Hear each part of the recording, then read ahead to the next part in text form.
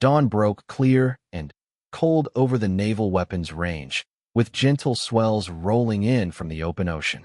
The 12 officers gathered at the Armory building, where Chief Petty Officer Rodriguez was preparing various weapons systems for the day's exercises. Morrison arrived early, still processing the previous evening's revelations about Sarah. He watched her approach the group with the same quiet confidence she had displayed from the beginning. But now he understood the source of that composure. "Good morning, everyone," Captain Hayes announced as the group assembled. "Today we'll be evaluating your proficiency with various weapons platforms, from individual weapons to crew-served systems." Chief Rodriguez stepped forward, gesturing toward the array of weapons laid out on tables behind him. "We'll begin with pistol qualification, progress to rifles, and finish with machine gun and grenade launcher familiarization." Lieutenant Commander Williams leaned toward Morrison. "Should be interesting to see how Commander Chen handles weapons training." Morrison suppressed a smile. If only Williams knew what they were about to witness. "The pistol course is designed to Navy standards," Rodriguez continued. 50 rounds at various distances, multiple positions, time limits on each stage. Passing score is 70%. Sarah listened to the briefing with polite attention, though she could have taught the course herself. She had qualified expert with dozens of different weapons systems and had used many of them in actual combat situations. The officers drew numbers to determine shooting order. Sarah drew number 7, placing her in the middle of the group.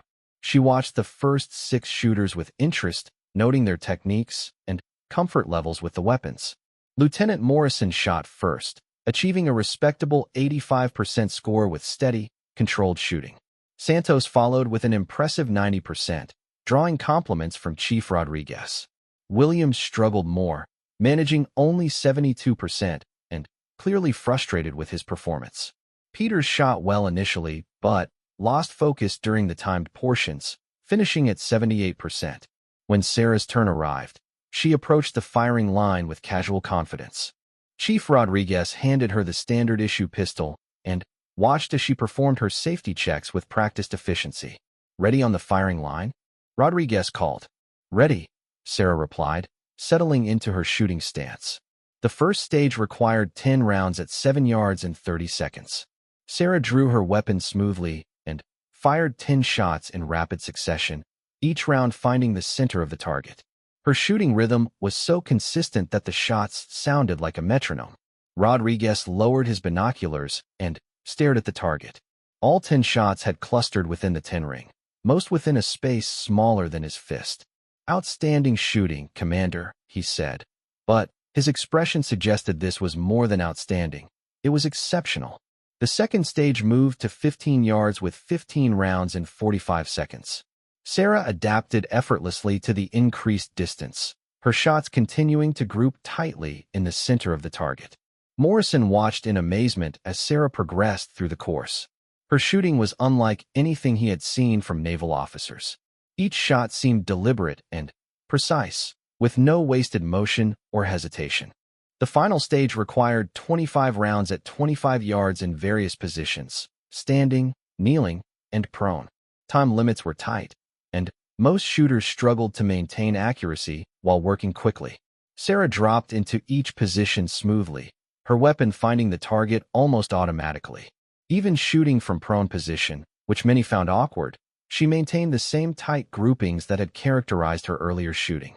When the course concluded, Chief Rodriguez examined Sarah's target with growing amazement. 49 of her 50 rounds had hit within the 10 ring, with the 50th barely outside in the 9 ring. "Commander Chun," Rodriguez said slowly, "this is a perfect score. I've been running this range for 12 years, and I've never seen shooting like this from a naval officer." The other officers crowded around to examine Sarah's target. The tight groupings were reminiscent of competitive shooters or specialized military units. "Where did you learn to shoot like that?" Williams asked. "Practice," Sarah replied simply. Rodriguez was studying Sarah more carefully now. "Ma'am, if you don't mind me asking, what's your background?" This kind of marksmanship suggests specialized training. Sarah glanced at Captain Hayes, who nodded slightly. "I've had some advanced weapons training, Chief." "Special operations background." Rodriguez's eyes widened. "Special operations? What kind of special operations?" SEAL teams, Sarah said quietly. The reaction was immediate. Rodriguez snapped to attention, and several of the other officers looked at Sarah with new understanding. Ma'am, I should have recognized the shooting style, Rodriguez said. I served with SEAL Team 3 before this assignment. Your marksmanship is exactly what I'd expect from the teams. Morrison watched the dynamic on the firing line shift completely. Rodriguez now regarded Sarah with the deep respect that one special operations veteran showed another. How long were you with the teams, ma'am? Rodriguez asked. 15 years, Sarah replied. Rodriguez whistled softly. 15 years. That's a lifetime in special operations. What brings you to the War College? Career transition, Sarah said. Flag officer preparation. If Rodriguez's respect had been evident before, it was overwhelming now. A 15-year SEAL veteran being prepared for Admiral rank represented something extraordinary in the naval community. Ma'am, would you be willing to provide some instruction to the other officers? Your expertise could benefit everyone here. Sarah looked around the group, noting the mixture of curiosity and respect on their faces. If Captain Hayes approves, I'd be happy to share some techniques. Hayes nodded. That would be excellent, Commander. Please proceed. Sarah moved to the center of the firing line. The fundamentals of marksmanship are the same regardless of the weapon system. Proper stance, sight alignment, breath control, trigger squeeze, and follow-through. She demonstrated each element with deliberate precision, explaining the subtle techniques that separated good shooting from exceptional shooting. Most naval officers learn to shoot adequately, Sarah continued. In special operations, adequate isn't sufficient. We train to shoot precisely under extreme stress, in difficult conditions, often while lives depend on first-round accuracy. Santos raised her hand. How often do you train to maintain this level of proficiency? When I was operational, daily dry-fire practice, and live-fire training at least 3 times per week, Sarah replied. Marksmanship is a perishable skill that requires constant maintenance. Williams looked incredulous. 3 times per week? That's more shooting than most officers do in a year. Different requirements, Sarah explained. In conventional naval operations, personal weapons are rarely used. In special operations, they're essential tools that must function perfectly when needed. Rodriguez set up additional targets, and Sarah guided each officer through improved shooting techniques. Her instruction was patient and detailed, focusing on individual weaknesses and building confidence. Morrison's shooting improved dramatically under Sarah's guidance. She helped him adjust his grip and stance, resulting in tighter groupings and better scores. You have good fundamentals, Sarah told him. You just need more practice to build consistency. When they moved to rifle training, Sarah's expertise became even more apparent. The course required shooting at distances up to 500 yards, challenging most officers' comfort zones. Sarah's performance was flawless. Every shot found its target with mechanical precision, regardless of distance or position. Her familiarity with the weapon system was obvious, handling it with the casual competence that came from years of intensive use. Commander Chun, Chief Rodriguez said after watching her shoot, your rifle work is exceptional. Have you done competitive shooting? Some, Sarah replied, but mostly operational applications. Rodriguez nodded knowingly. Operational applications meant using rifles in actual combat situations, where precision could mean the difference between mission success and failure. The final exercise involved crew-served weapons, machine guns, and grenade launchers that required team coordination. Sarah was assigned as team leader for one of the groups, with Morrison and Santos as her crew members. Her leadership style during the weapons exercise revealed another aspect of her special operations background. Every instruction was clear and precise, every movement deliberate and safe. She positioned her team members perfectly and coordinated their actions with practiced efficiency. When they engaged targets with the machine gun, Sarah's control was extraordinary. Short, accurate bursts found their targets consistently, conserving ammunition while maintaining devastating effectiveness. Outstanding team coordination, Rodriguez announced after the exercise concluded.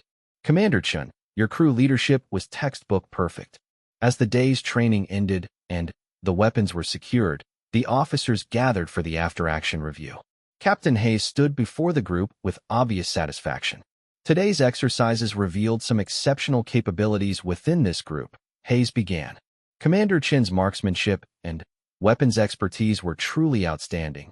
But, more importantly, her willingness to share knowledge and improve the performance of others demonstrated excellent leadership qualities. Morrison looked at Sarah with profound respect. In less than 2 days, she had completely transformed his understanding of leadership and competence. Commander Chun, Hayes continued, would you share some thoughts about the relationship between individual proficiency and team effectiveness? Sarah stood and addressed the group. Personal competence is the foundation of team performance. In special operations, every team member must be capable of exceptional performance because the team's survival depends on it. She paused, looking around at her fellow officers. But individual skill without the ability to work effectively with others is useless. The most successful operations I participated in succeeded because competent individuals formed cohesive teams. Williams raised his hand. How do you build that kind of team cohesion quickly? Trust, Sarah replied immediately. Trust built through demonstrated competence, honest communication, and shared commitment to mission success. Teams that trust each other can accomplish things that individuals never could. Santos nodded thoughtfully. And how do you maintain trust when team members have very different backgrounds and experience levels? By recognizing that different backgrounds provide different strengths, Sarah said.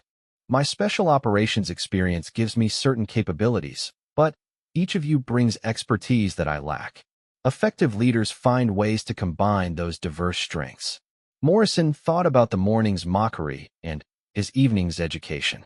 Sarah had demonstrated the principle she was describing, using different perspectives to build stronger teams. Captain Hayes concluded the session with individual feedback for each officer. When he reached Sarah, his comments were brief but significant. Commander Chun, your performance this week has been exceptional. Your tactical knowledge, weapons proficiency, and leadership abilities all exceed expectations. More importantly, your integration with the group and willingness to share expertise demonstrate the qualities we're looking for in flag officers. As the group dispersed, Morrison approached Sarah one final time. I owe you a serious apology, he said. My comments yesterday morning were completely inappropriate, and I'm embarrassed by my assumptions. Sarah smiled warmly. Your apology yesterday evening was sufficient, Morrison. Besides, you've shown the ability to recognize new information and adjust your thinking accordingly. That's exactly what good leaders do. What happens after this program? Morrison asked. When will the Admiral promotion be announced? Soon, Sarah replied. And then, I'll be facing entirely new challenges. Command of operational units is very different from leading special operations teams. Morrison nodded. Well, for what it's worth, I think the Navy is lucky to have you. Your combination of operational experience and leadership ability is remarkable. As they walked toward the parking area, Morrison reflected on the transformation his perspective had undergone. 2 days earlier, he had dismissed Sarah as an outsider who didn't belong. Now he recognized her as one of the most capable officers he had ever encountered. The revelation of her true background had been dramatic, but the real education had come from observing her character under pressure. Her competence was extraordinary, but her humility and willingness to learn from others were equally impressive. 6 weeks later, the program concluded with a formal graduation ceremony. The officers had grown into a cohesive group, and several lasting friendships had formed. 3 months after that, the Navy announced a historic promotion. Commander Sarah Chun would become Rear Admiral Sarah Chun, the first female officer with special operations background to achieve flag rank. Morrison read the announcement with pride and satisfaction. The woman who had been mocked for being in the wrong spot had proven to be exactly where she belonged, at the forefront of the Navy's future leadership. The mockery had lasted only seconds. The respect would endure for decades. The officers' mess was nearly empty when Sarah and Morrison found a quiet corner table. The casual atmosphere seemed to encourage more open conversation than the formal training environment had allowed. So, Morrison began after they had ordered. Where did you learn to read tactical situations like that? Your analysis this afternoon was remarkable. Sarah sipped her coffee, considering how much to reveal. I've spent most of my career in special operations. different kind of training than what most naval officers receive. Morrison's eyebrows rose. Special operations? What kind? Intelligence work. More direct action, Sarah replied carefully. Small unit tactics, precision operations, unconventional warfare. The waiter brought their meals, giving Morrison time to process this information. Special operations in the Navy meant one thing above all others, but he hesitated to make the assumption. When you say special operations, Morrison said slowly, are we talking about SEAL teams? Sarah nodded simply. Among other things. Morrison nearly choked on his drink. You're a SEAL? But how is that possible? Women have been allowed in special operations for several years now, Sarah explained patiently. The integration has been gradual and often kept quiet to protect operational security. But you're a commander, Morrison protested. SEALs are typically enlisted or junior officers. How long have you been in special operations? Sarah's smile was enigmatic. Longer than most people realize is possible. Morrison stared at her, his mind racing through the implications. If Sarah was telling the truth, she represented something extraordinary in the naval community. Female SEALs were rare enough, but a female SEAL officer with enough experience to reach commander rank suggested a career path he had never imagined. What operations have you been involved in? Morrison asked, then immediately caught himself. Sorry, I assume most of that is classified. Most of it, Sarah confirmed. But I can tell you that I've deployed to every major theater of operations over the past 15 years. Counterterrorism, direct action, special reconnaissance, foreign internal defense. Morrison was quiet for several minutes, digesting this information. His entire understanding of Sarah's presence at the War College had shifted completely. Why are you here? He finally asked. I mean, why participate in this program? Your operational experience obviously exceeds anything we're going to cover. Because my career is transitioning, Sarah said. Operational deployments have been my focus for years, but the Navy has different plans for my future. What kind of plans? Sarah hesitated, then decided to trust Morrison with more of the truth. Flag officer preparation. The Navy is looking at promoting me to Admiral within the next few years. Morrison stared at her in shock. Admiral? You're being considered for flag rank. Not considered, Sarah corrected gently. Selected. The promotion is already approved, pending completion of this program and a few other requirements. Morrison set down his fork, overwhelmed by the revelation. You're going to be an admiral. The first female SEAL admiral? Among the first female admirals with special operations background, Sarah said. The barriers have been coming down gradually, but change is accelerating. And I called you out for being in the wrong spot, Morrison said, shaking his head in embarrassment. I made jokes about participation trophies. You reacted to what you saw, Sarah said diplomatically.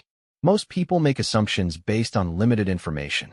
But you could have shut me down immediately. Why didn't you? Sarah smiled.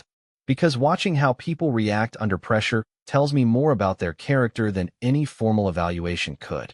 You made initial judgments, but you were willing to change your mind when presented with new evidence. That's the mark of a good leader. Morrison felt both humbled and curious. What else can you tell me about your background? Where did you train? How did you end up in special operations? Sarah began sharing selected stories from her career. She described the grueling selection process that had nearly broken her physically and mentally. She talked about the months of additional training that had followed, learning skills that most naval officers never imagined existed. The first few years were the hardest, Sarah admitted. Not just the physical demands, but proving that I belonged there. Every mission was a test, every operation an opportunity to demonstrate competence. What was your first deployment like? Sarah's expression grew more serious, terrifying and exhilarating at the same time. We were tasked with a direct action mission in a hostile environment. Everything I had trained for came down to a few hours of intense operation.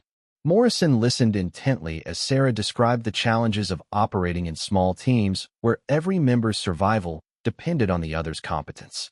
She talked about the precision required for successful operations and the devastating consequences of failure. How many deployments have you completed? Morrison asked. 12 major deployments, Sarah replied, plus countless smaller operations and training missions. Morrison tried to comprehend the experience that number represented. Most naval officers completed 2 or 3 deployments during their entire careers, usually in relatively safe environments with large support structures. The transition to staff work has been difficult, Sarah continued. After years of direct action, sitting in conference rooms feels strange. Is that why you're here? To learn how to operate in the conventional Navy? Partly, but also to understand how to lead people who haven't shared my experiences. As an admiral, I'll be responsible for officers like you, people with different backgrounds and different perspectives. Morrison nodded slowly. That makes sense. Your operational experience is incredible, but flag officer responsibilities are completely different. Their conversation was interrupted by the arrival of Lieutenant Commander Santos and 2 other officers from the program. Mind if we join you? Santos asked. We wanted to discuss tomorrow's exercises. Morrison glanced at Sarah, who nodded agreement. As the others settled at their table, Morrison found himself seeing his colleagues differently. Sarah's revelations had opened his eyes to the diversity of experience within the naval community. We were just discussing background experiences, Morrison said carefully. Commander Chen has some interesting perspectives on tactical operations. Santos smiled. I noticed that during today's simulation. Your recommendations were very specific, Chen. Where did you develop that expertise? Sarah exchanged a quick look with Morrison before responding. I've had some specialized training in small unit tactics. What kind of specialized training? Asked Lieutenant Commander Williams, a surface warfare officer known for his direct manner. Morrison intervened before Sarah could answer. The kind that's probably classified, Williams. Sarah appreciated Morrison's discretion, but she decided it was time for a broader revelation. Tomorrow's exercises would make her background obvious anyway. Actually, I can share some of it, Sarah said. I've spent most of my career in special operations. SEAL teams, specifically. The reaction was immediate and dramatic. Williams nearly spilled his drink. Santos stared in amazement, and Lieutenant Peters, an aviator, leaned forward with intense interest. You're a SEAL? Williams asked incredulously. Female SEALs exist?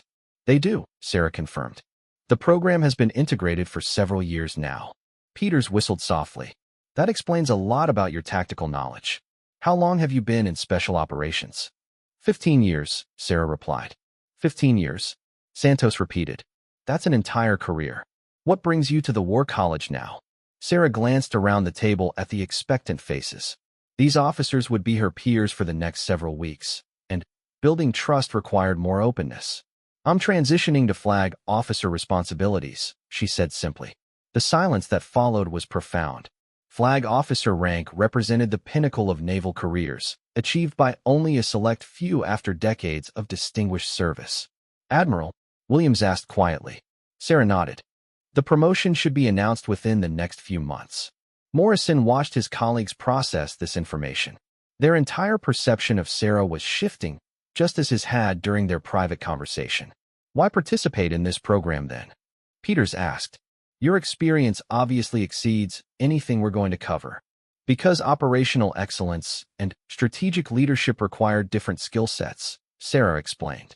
I can plan and execute special operations missions, but commanding major fleet units involves capabilities I need to develop. Santos leaned back in her chair. This changes everything about tomorrow's exercises. We're going to be working with weapons systems you've probably used in actual combat. Some of them, Sarah agreed. But the context will be different. Training scenarios and operational deployments present different challenges. Williams shook his head slowly.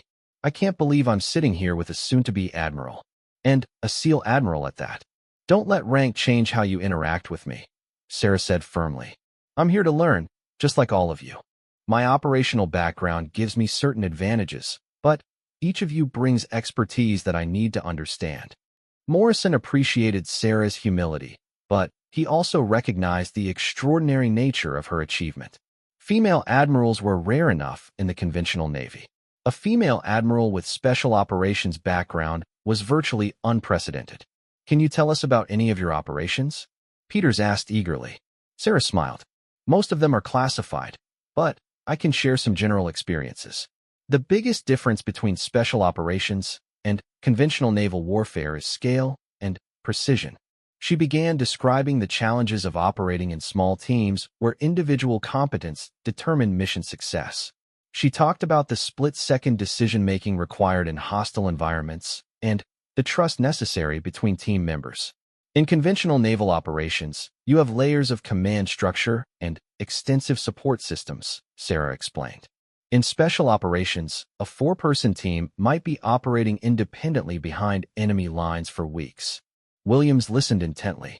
How do you transition from that kind of independence to fleet command responsibilities? That's what I'm here to learn, Sarah admitted. Commanding a destroyer or carrier strike group involves coordinating thousands of people and billions of dollars in equipment. The scale is completely different. Santos nodded thoughtfully. It's like the difference between being a master craftsman and managing a factory. Exactly, Sarah agreed. Both require expertise, but completely different types of expertise.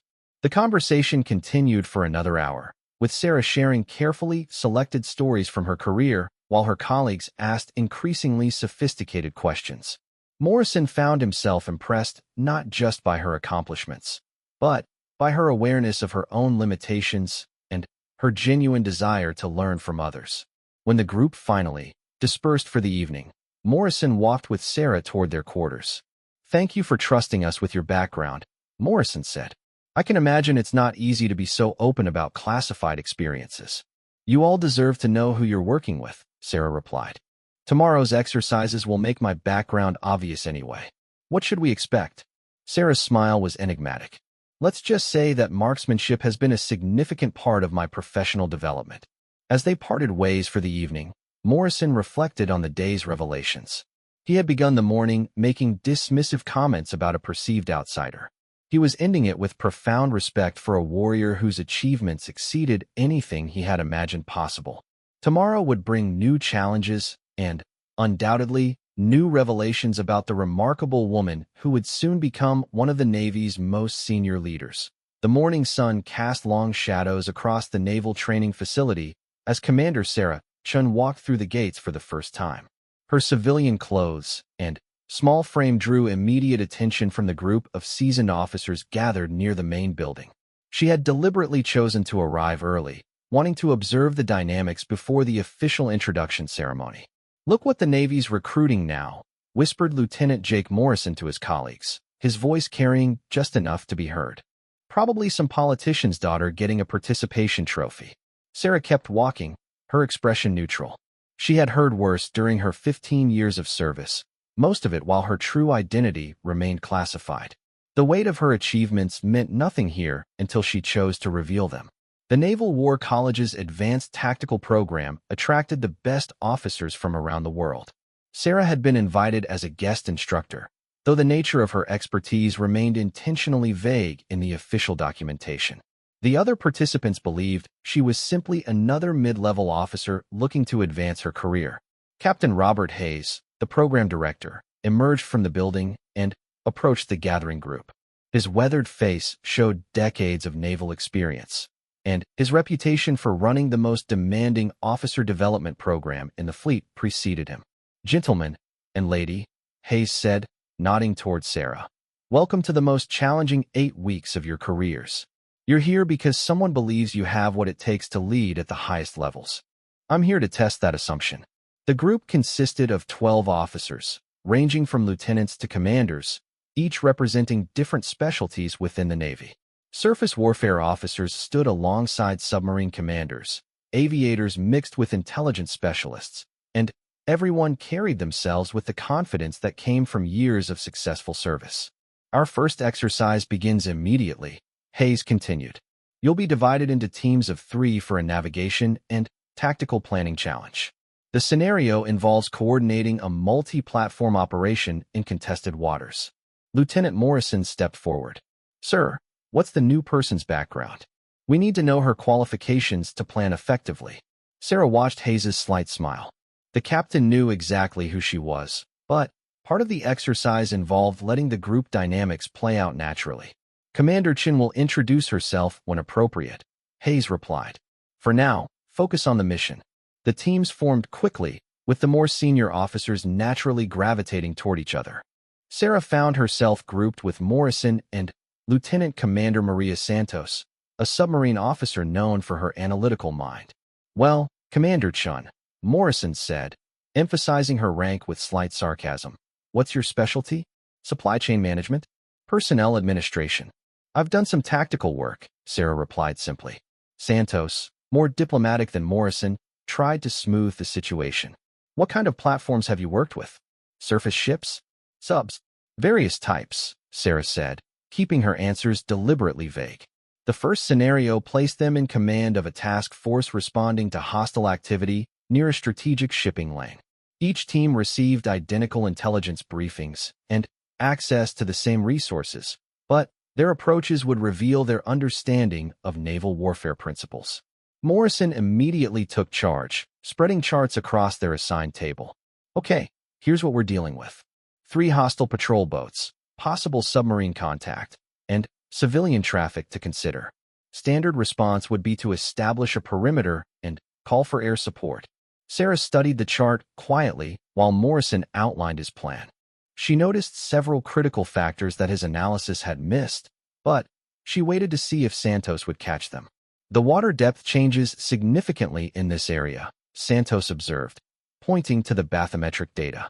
If there is a submarine, it has limited maneuvering room. Good catch, Morrison agreed. We can use that to our advantage. Chun, you see anything we're missing? Sarah pointed to a series of small islands marked on the chart. The current tactical picture doesn't account for the tidal flow around these formations. Any surface engagement will be affected by the water movement, and these channels could hide additional threats. Morrison glanced at the chart again, then back at Sarah with slightly more interest. That's actually a valid point. How did you notice that so quickly? Experience, Sarah said simply. As the exercise progressed, Sarah's observations became increasingly valuable to the team.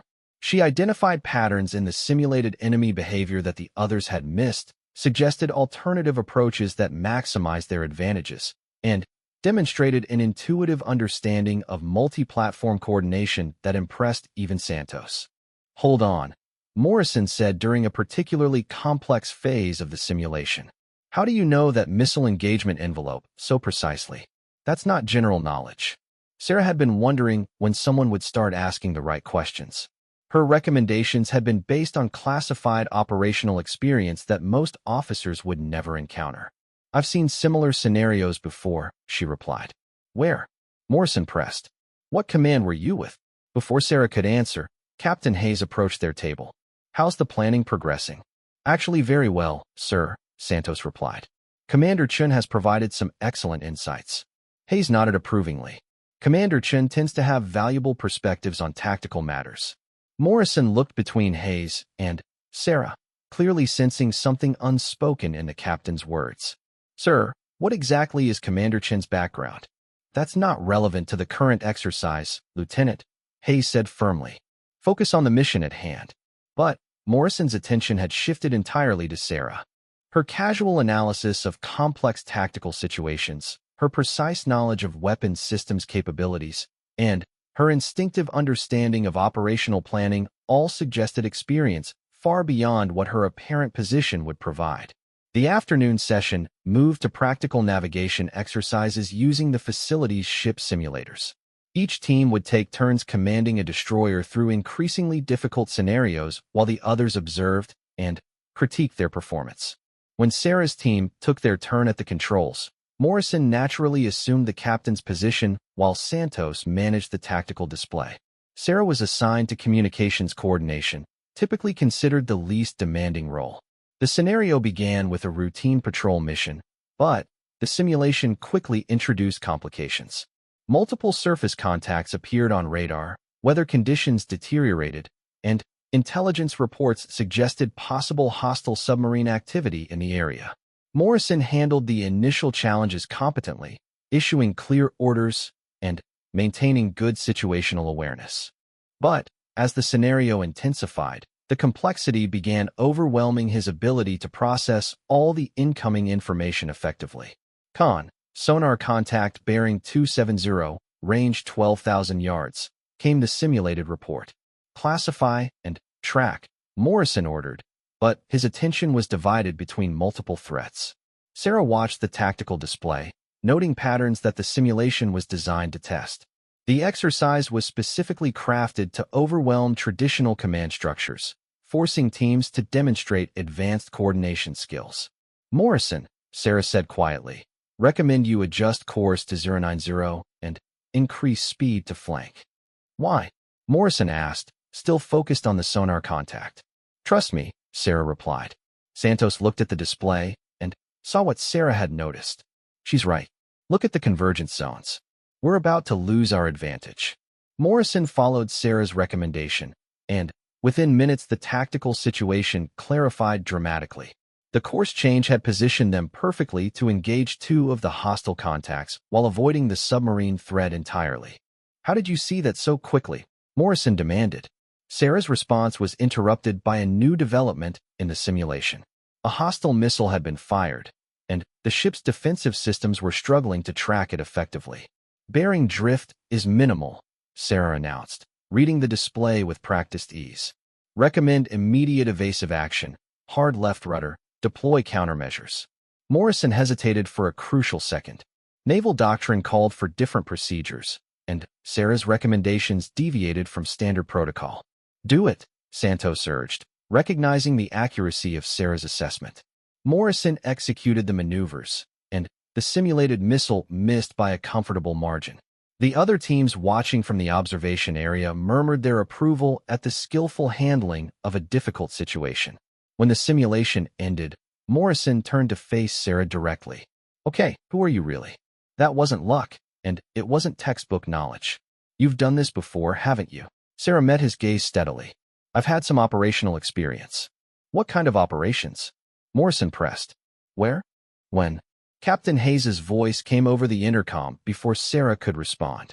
All teams report to the briefing room for exercise debrief. As they filed out of the simulator, Morrison walked beside Sarah. His earlier mockery had been replaced by genuine curiosity and growing respect. Look, I'm sorry about this morning, he said quietly. I made assumptions based on appearances, and that was wrong.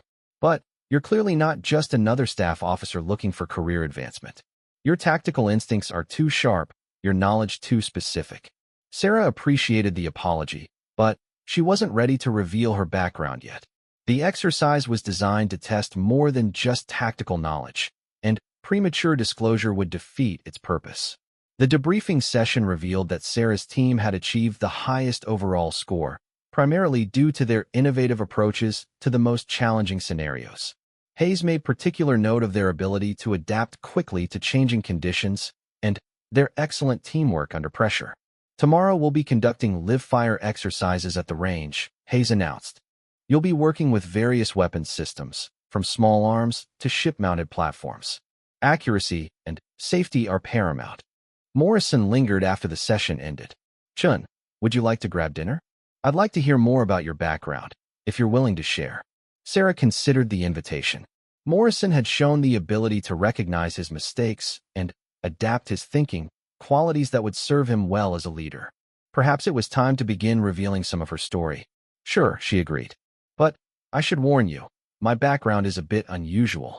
As they walked toward the officers' mess, Morrison couldn't help but wonder what revelations the next few hours would bring. He had entered this program confident in his abilities and certain about his place in the Navy hierarchy. One day with Sarah Chun had challenged those assumptions completely. The evening would prove even more enlightening than he expected.